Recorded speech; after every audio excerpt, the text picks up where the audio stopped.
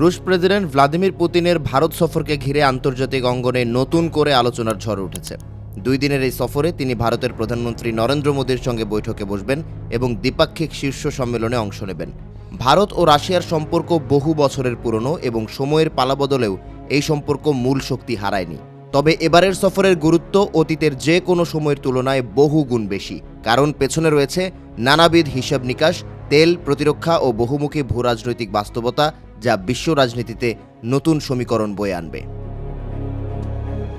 প্রশ্ন হচ্ছে, ভারত কি রাশিয়ার কাছে গুরুত্বপূর্ণ, নাকি ভারত নিজে থেকেই পুতিনের পেছনে দৌড়াচ্ছে? এ প্রশ্নের একটা সহজ ব্যাখ্যা হতে পারে।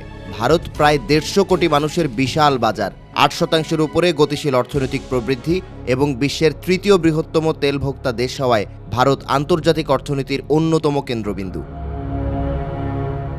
এর মধ্যে পশ্চিমা নিষেধাজ্ঞায় রুশ তেলের দাম যখন পড়ে যায়, তখন ভারত বিপুল পরিমাণ ডিসকাউন্টেড তেল আমদানি করে।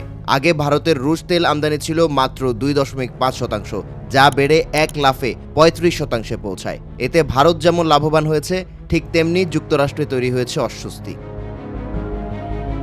ডোনাল্ড ট্রাম্প ক্ষমতায় ফেরার পর বিষয়টি আরও জটিল হয়। তিনি ভারতের পণ্যে 25% অতিরিক্ত শুল্ক আরোপ করেন এবং দাবি করেন ভারত রুশ তেল কিনে পুতিনের যুদ্ধের অর্থায়ন করছে। এর ফলেই ভারত ধীরে ধীরে রুশ তেল আমদানি কমিয়ে আনে। পুতিনের দিল্লি সফরের বড় লক্ষ্যই হল ভারতকে আবারও স্থায়ীভাবে রুশ তেলের ওপর নির্ভরশীল করে তোলা।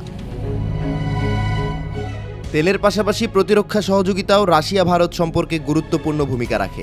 সোভিয়েত আমল থেকেই ভারত ছিল রুশ অস্ত্রের অন্যতম বৃহৎ ক্রেতা। যদিও সাম্প্রতিক বছরগুলোতে ভারত নিজের প্রতিরক্ষা বহর বৈচিত্র্যময় করতে চাইছে, তবুও গুরুত্বপূর্ণ সামরিক প্ল্যাটফর্ম, বিশেষ করে বিমান বাহিনীর স্কোয়াড্রন, এখনও রুশ প্রযুক্তি নির্ভর। সীমান্ত সংঘাতে ভারতের S-400 সিস্টেম ও Su-30 যুদ্ধবিমানের ভূমিকায় দিল্লি আবারও রাশিয়ার উপর নির্ভর হচ্ছে।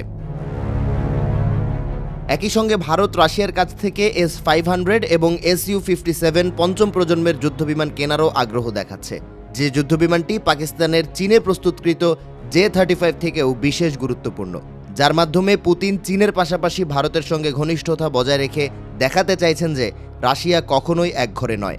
একইভাবে মোদির জন্যও এটি কৌশলগত ভারসাম্যের পরীক্ষা। যুক্তরাষ্ট্রের সঙ্গে ভারতের সম্পর্ক বর্তমানে টানাপোড়েনের মধ্য দিয়ে যাচ্ছে। ট্রাম্প প্রশাসনের কড়া অবস্থানের কারণে দুই দেশের মধ্যে শুল্ক বিষয়ক অচলাবস্থা ঝুলে আছে। ফলে মোদির সামনে সবচেয়ে বড় কূটনৈতিক চ্যালেঞ্জ হল রাশিয়ার সঙ্গে ঘনিষ্ঠতা বজায় রেখে পশ্চিমা মিত্রদের দূরে ঠেলে না দেওয়া। এক অর্থে এটি এক সূক্ষ্ম কূটনৈতিক দড়ির উপর হাঁটার মতো পরিস্থিতি।